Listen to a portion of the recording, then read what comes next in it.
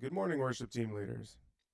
We're going to look at something a little bit different today, and that's how do I enter a scripture into Planning Center so that when we are doing the morning service, it appears on the screen.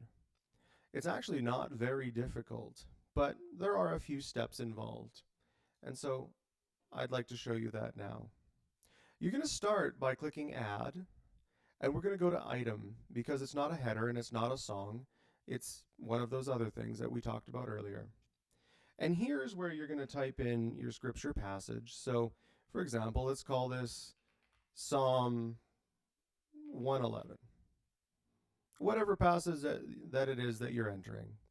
The other thing I would encourage you to do is to put your translation down here because this helps the media people. And so we're going to say that it's an ESV today. That's all that you're going to do for the title, generally speaking. You probably will want to put the verses and whatnot there as well.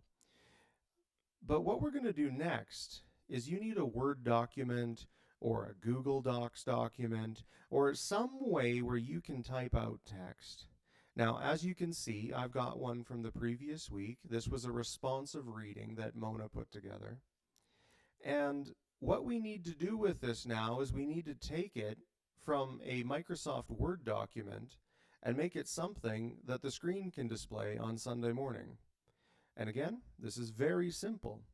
Usually you will save as a document, but today we are going to save as.